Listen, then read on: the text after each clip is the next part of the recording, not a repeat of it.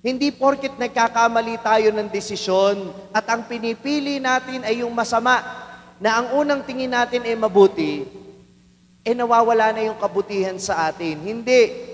Nandun pa rin yun. At yun ang dahilan kung bakit ang Panginoon nagtitiwala pa rin sa tao. Kung bakit ang Panginoon binibigyan ka pa rin ng buhay. Kung bakit ang Panginoon binibigyan pa rin tayo ng pagkakataon sa mundo upang tayo ay magbago. Dahil nakikita ng Diyos, oo, pwede tayong mahulog sa kasalanan, pero pwede tayong bumangon patungo sa kabanalan.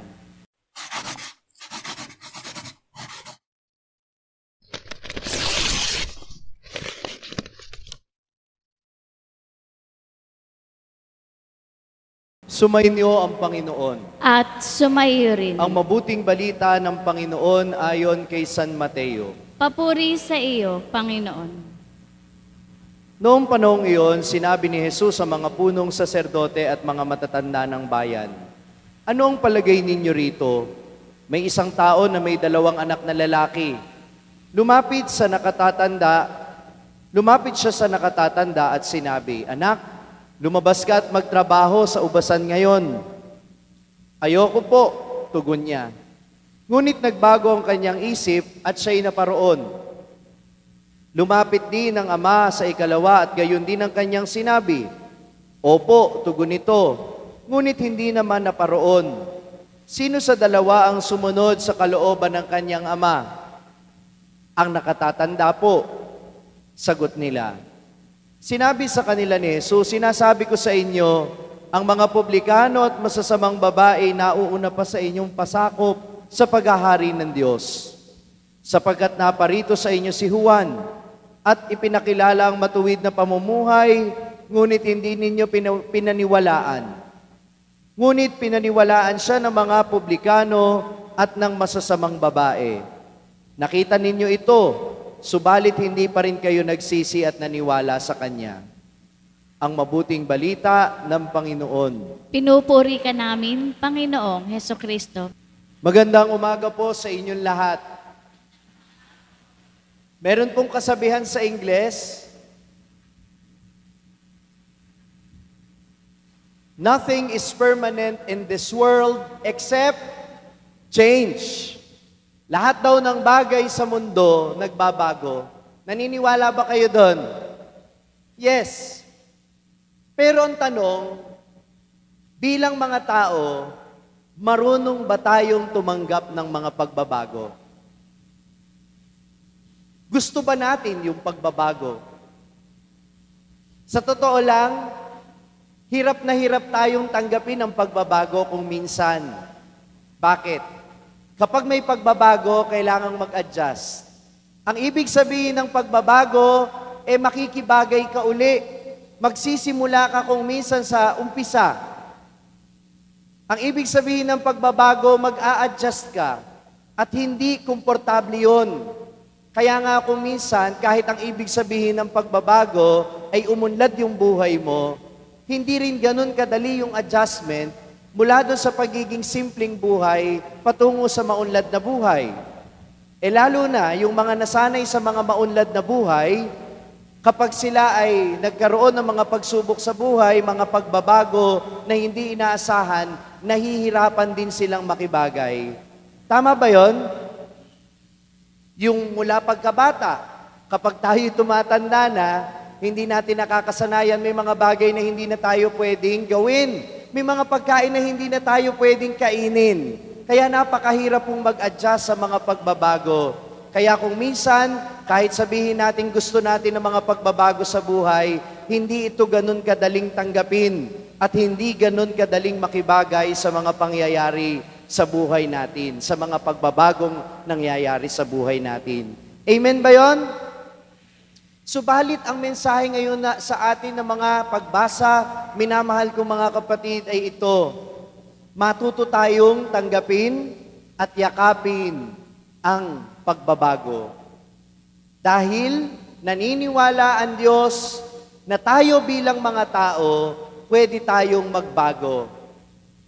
Ang katotohanan naman kasi ito, Nung nagkasala ang tao, naging pabago-bago din tayo.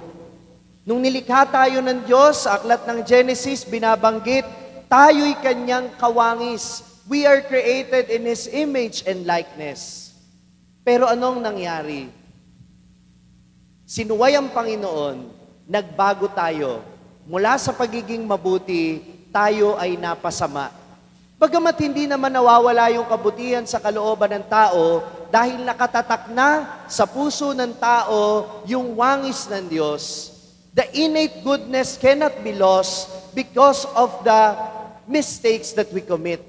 Hindi porket nagkakamali tayo ng desisyon at ang pinipili natin ay yung masama na ang unang tingin natin ay mabuti, nawawala na yung kabutihan sa atin. Hindi. Nandun pa rin yun. At yun ang dahilan kung bakit ang Panginoon nagtitiwala pa rin sa tao. Kung bakit ang Panginoon binibigyan ka pa rin ng buhay. Kung bakit ang Panginoon binibigyan pa rin tayo ng pagkakataon sa mundo upang tayo ay magbago. Dahil nakikita ng Diyos, oo, pwede tayong mahulog sa kasalanan, pero pwede tayong bumangon patungo sa kabanalan. So, let's not make an excuse out of being human. Sasabihin natin palagi, pasensya na, tao lang, nagkakamali.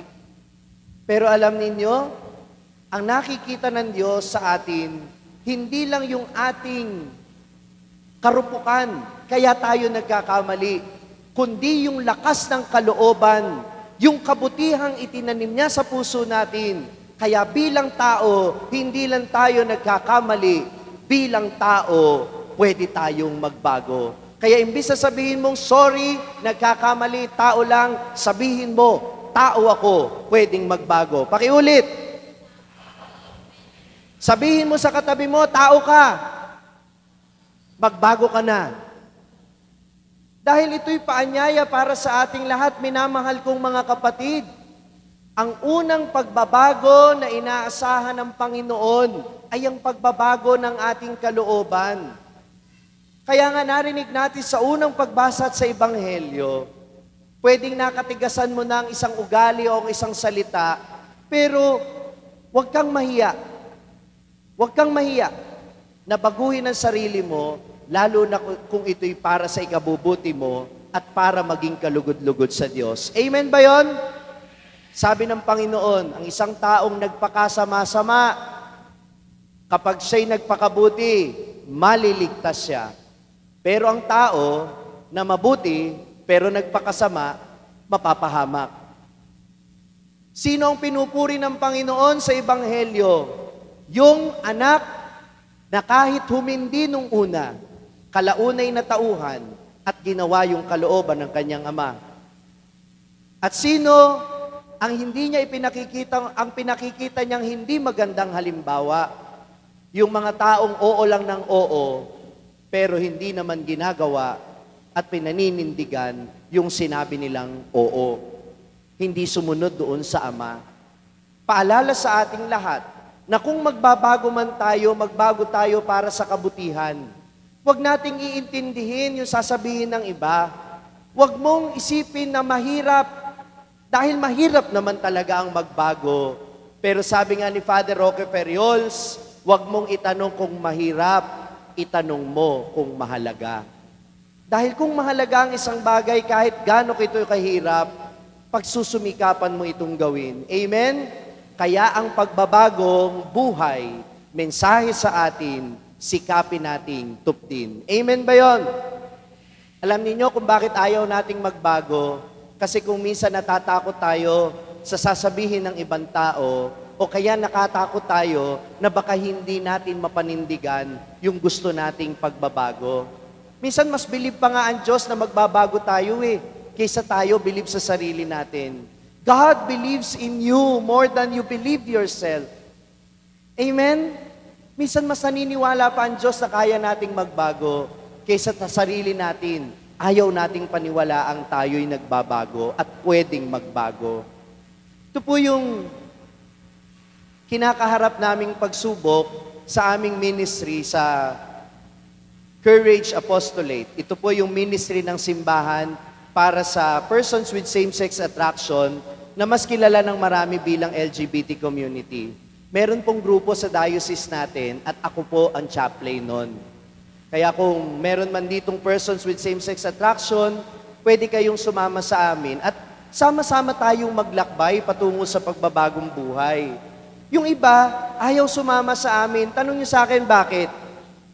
Kasi iniisip nila, kung bading sila, gagawin silang lalaki.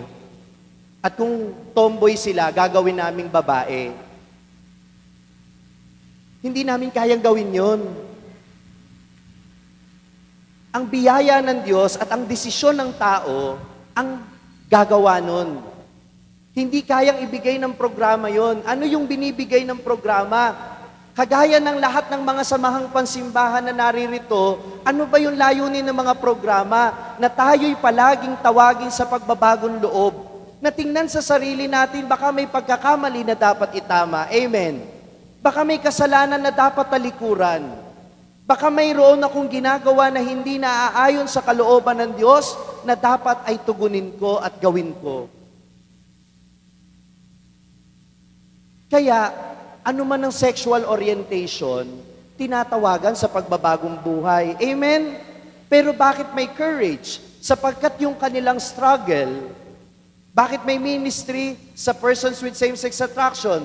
Dahil yung kanilang struggle, hindi naman kayang pag-usapan kung minsan ng ibang mga samahang pansimbahan. Amen? Aminin natin, marami pa rin hanggang ngayon na pamilya, mga samahang pansimbahan, na ang tingin pa rin sa mga persons with same-sex attraction katatawanan. Ayaw pag-usapan. Nakakalimutan na yung tawag sa kabanalan, hindi lang para sa mga straight, kundi para sa lahat ng sexual orientation. Nakikinig kayo? Kaya ang panawagan ng pagbabagong buhay para sa lahat, hindi ibig sabihin tinatawagan ka para magbagong buhay, tinitingnan ka na bilang masamang tao. Hindi. Kasi kung minsan naaakusahan ng simbahan, diskriminasyon. Bakit? Lahat naman tinatawag sa pagbabagong buhay. Ang problema lang, ang dating, kapag ka person with same-sex attraction, akala nila, gagawin kang lalaki, gagawin kang babae. Hindi. Nasa sayo yun kung gusto mo. Kung hindi, hindi ka mapipilit kahit ng Diyos na gawin kung ano yung naaayon sa layunin niya. Pero ikaw, huwag kang matakot na kunin yung isang hakbang. Do not be afraid to take the first step towards conversion, towards renewal, towards being reconciled with God. Amen? And that goes the same not only with persons with same-sex attraction, but to all of us here, regardless of your sexual orientation.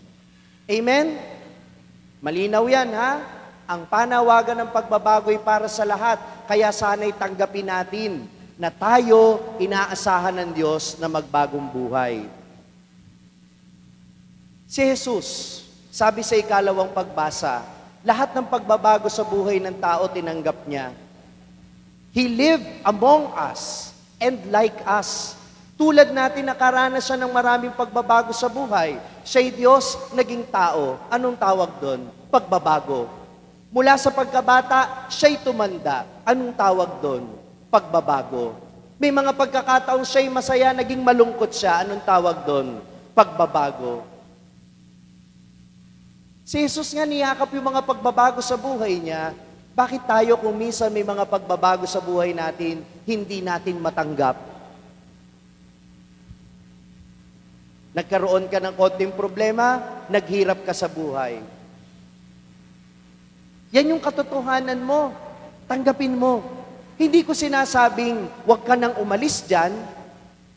Ang sinasabi ko, tanggapin mo muna. Hindi ka makapagbabago hanggat hindi mo inaamin sa sarili mo na mayroong pagbabago. At kaya mong baguhin pa rin kung ano yung mga pagbabagong nangyari sa buhay mo. Ikaw ang magdedesisyon eh.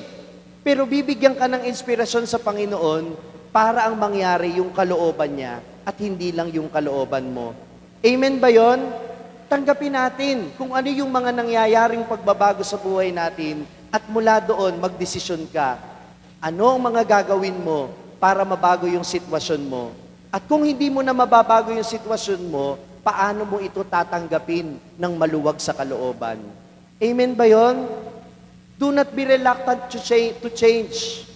Kung minsan kaya may mga pagbabago sa buhay mo, tanong mo sa akin, bakit? Gusto ng Diyos lumago ka. At hindi lang mga pangyayari sa buhay mo ang nagbabago, yung mga tao sa paligid mo nagbabago. Pero ang tanong, kapag ba nagbago yung mga tao sa paligid mo, mababago na ba ang pagmamahal mo sa kanila? Let me share to you a very personal story. Nakikinig pa kayo? Isa sa pinakamasakit na nangyari sa buhay ko, may malapit na tao sa buhay ko, kaibigan ko. Bigla na lang akong hindi pinansin, hindi ako kinausap, nanlamig sa akin.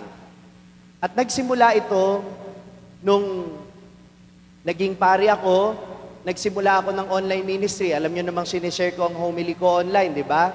So marami nagsishare, madami ako naging followers. In a sense, in quotation marks, sumisikat ako nung time na yon. Nagiging matunog ang pangalan ko. Ang tingin pala niya sa akin, nagpapasikat ako, pabibo, gustong yumaman, nagpapayaman kasi iniisip niya kapag nasa social media, madaming pera. Yun pala tingin niya sa akin. Pero never niya akong kinausap. Bigla na lang niya akong hindi pinansin. Hanggang sa hindi ako nakatiis, kinausap ko siya. Sabi ko sa kanya, bakit ka nanlalamig sa akin? Ba't di mo ako pinapansin? Alam niyo, sabi niya, kasi nagbago ka na.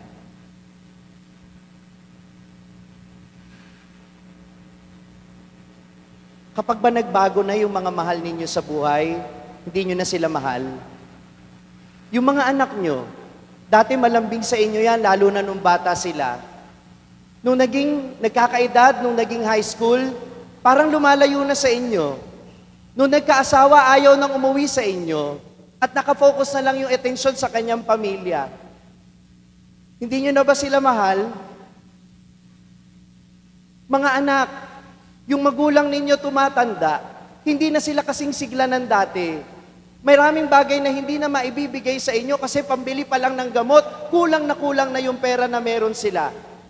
Hindi na nila natutulungan yung pamilya ninyo na in the first place, hindi rin naman nila obligasyon.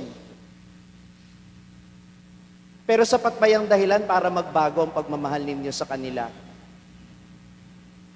Kayo na merong mga kaibigan, meron kayong mga kaibigan na kasabayan ninyo pero naunang nakaangat sa inyo.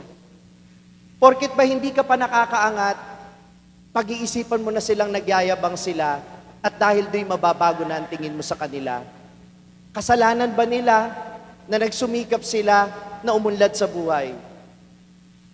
Tanong, bakit hindi mo kayang tanggapin yung pagbabago na nangyayari sa buhay nila? Sa parokya, siyempre napapalitan yung pari. May mga bagong patakaran, may mga bagong gustong gawin, may mga bagong pamamaraan kung paano magsermon, may bagong pamamaraan kung paano mamuno. Dahil ba iba itong pari na to, dun sa paborito mong pari, hindi ka na makikinig, hindi mo na mamahalin. Kaya alam ninyo, palagi ko sinasabi sa mga ikinakasal ko na mag-asawa, wag na wag ninyo sasabihin sa taong mahal ninyo na sana wag kang magbabago. Dahil kung ayaw mong magmahal ng nagbabago, wag kang magmahal ng tao. Mag-alaga ka na lang ng rebulto. Dahil kapag ang minahal mo tao, sigurado magbabago. Pero ang tanong, magbago man ang lahat sa mundo, magbabago din ba ang sagot mong oo? Buti na lang, ang Diyos hindi nagbabago.